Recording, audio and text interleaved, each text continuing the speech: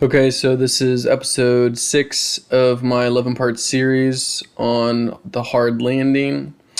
This one is on unemployment, and we are going to kind of piggyback off the previous video of what businesses are having to do to stay afloat, and that is letting people go. Let's get into the data. This one is going to be alarming. Okay, so this is employed full-time, 16 years and over, thousands of persons. So just look at this. Every time you see a dip, there's a recession.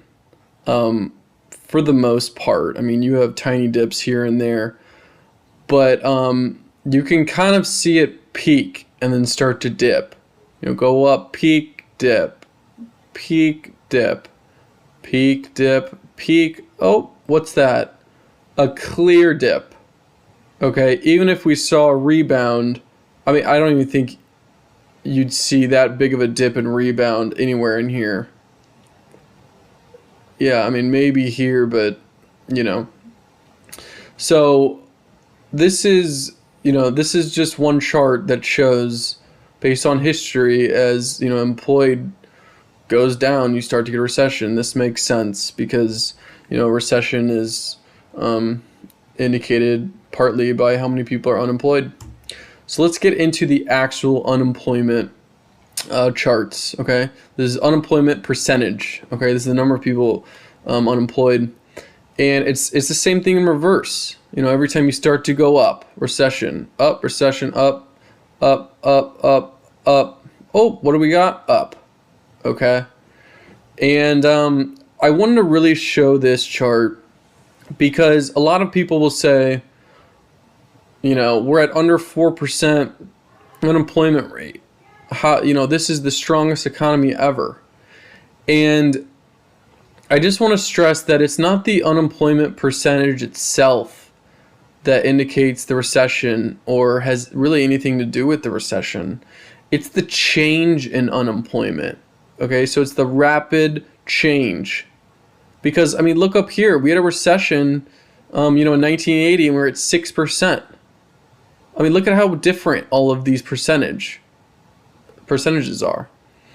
And, we had a recession when we were down this low prior to COVID. So let's look at that percentage change. Okay, let's look at the rate. Or let's look at the percentage change on a month-to-month basis. It's the same chart. And I really wanted to indicate this time, every single time you got above this 3% change, you had a recession after being, after coming out of the negative territory. Okay, this one almost hit 3, but it didn't. You went above recession, went above recession.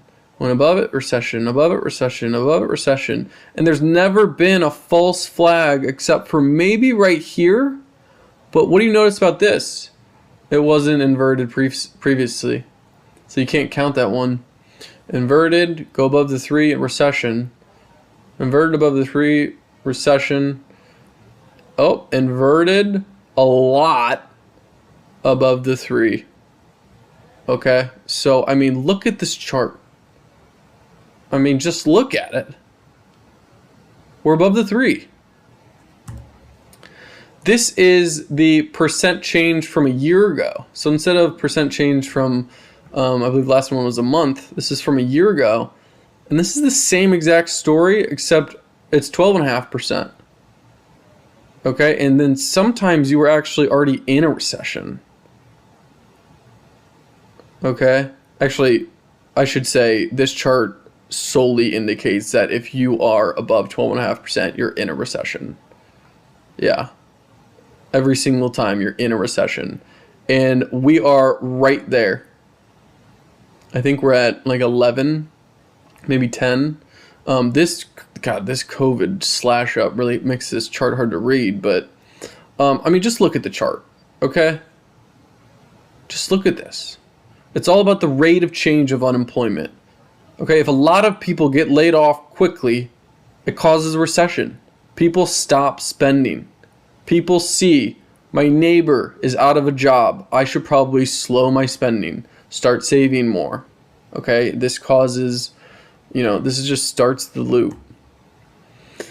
Okay, this is an extremely popular chart called the real-time SOM rule, and it's actually a recession indicator. Okay, and every time this chart goes above 0.5%, you're in a recession.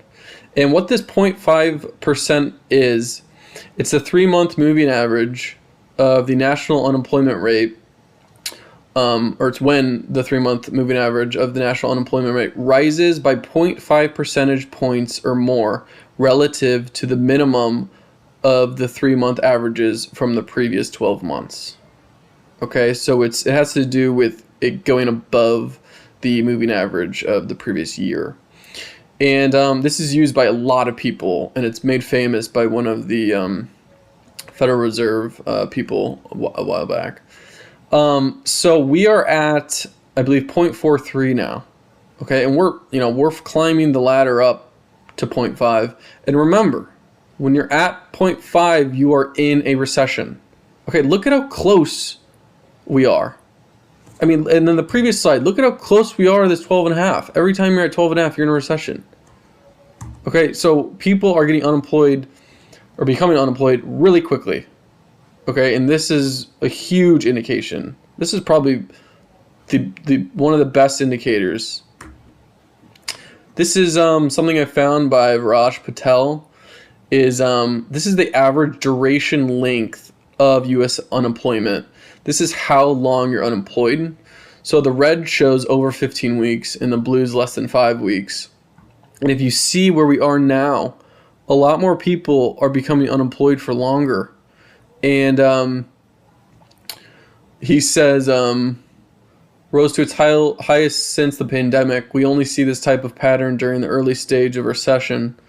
Not a sell reason today, but cracks are showing and worth monitoring.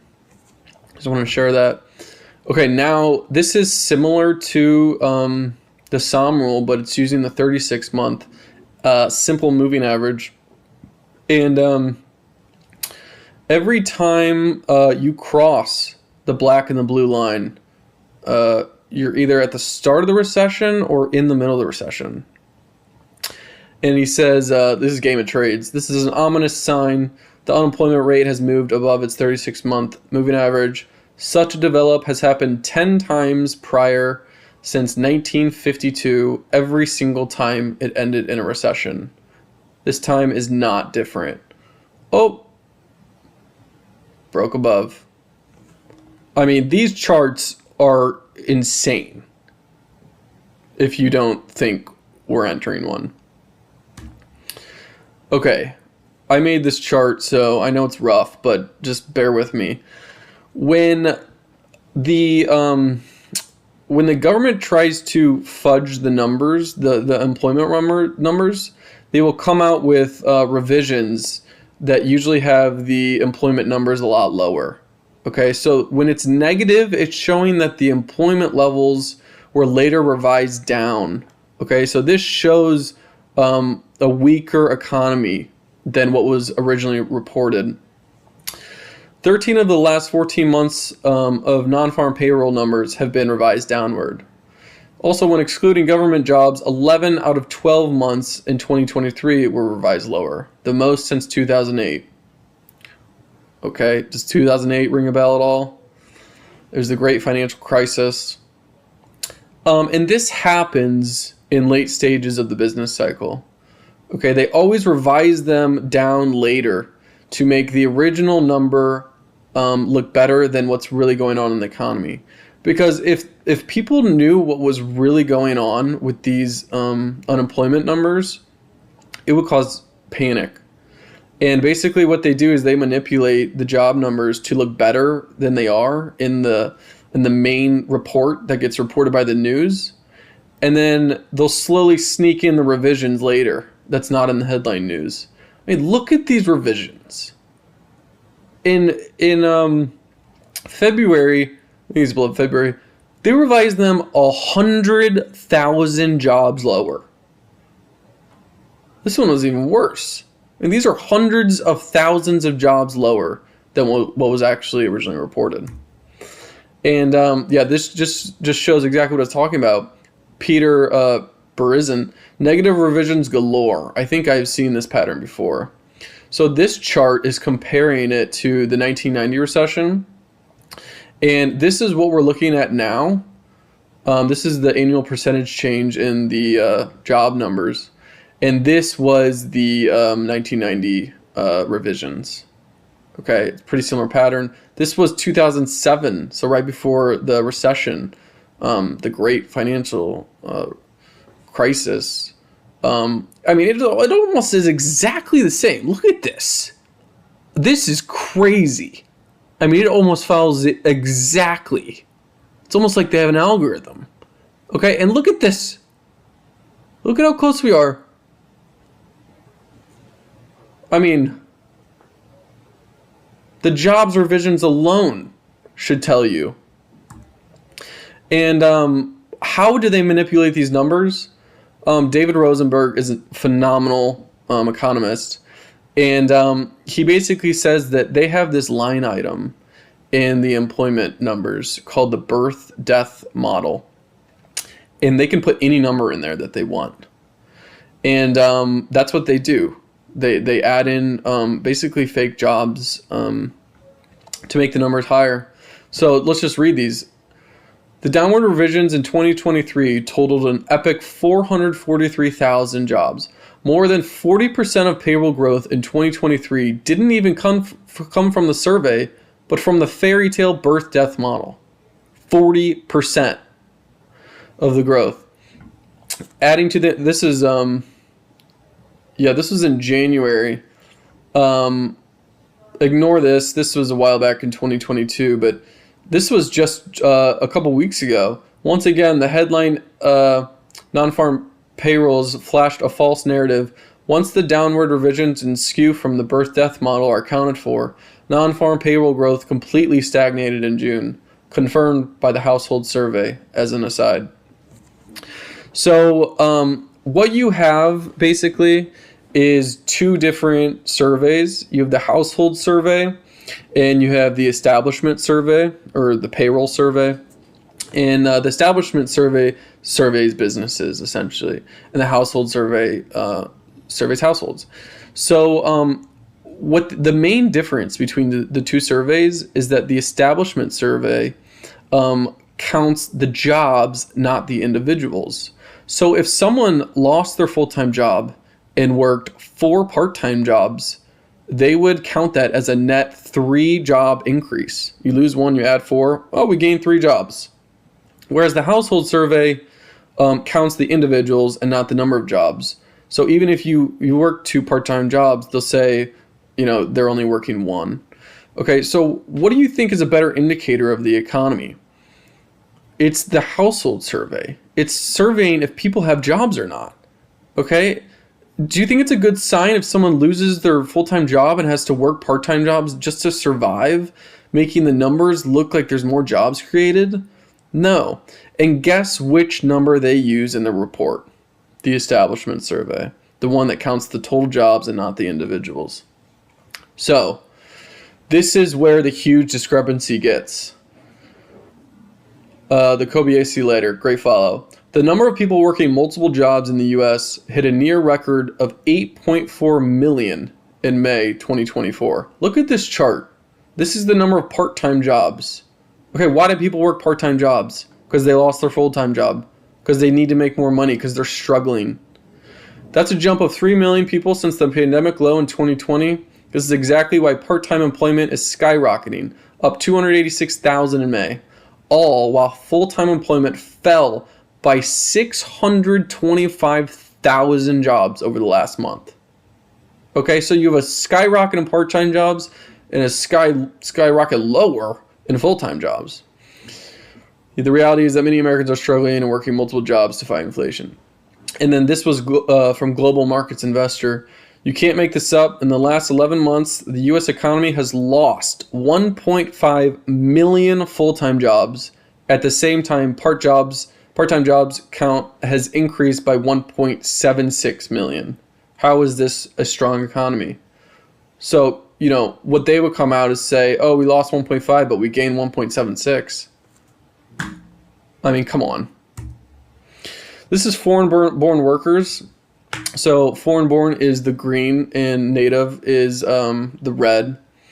And this just shows the growth in jobs given to immigrants, basically. And this is from Zero Hedge, where they say there's been zero job growth for native-born Americans since 2018. If you go back, we're at the same level, I guess to say. All jobs have gone to immigrants. In just May, 414,000 immigrants, legal and illegal, gained a job. Meanwhile, 663,000 native-born Americans lost their job. Since pre-COVID, native-born workers have actually lost 2 million jobs. All of the net job gains are immigrants. This is from Geiger Capital. So what you're having here is that these businesses just can't afford the salaries that we want. So they're going to the immigrants that will take a lower salary, especially the illegal immigrants. And those are counted in the job surveys. Okay, so what does that tell you?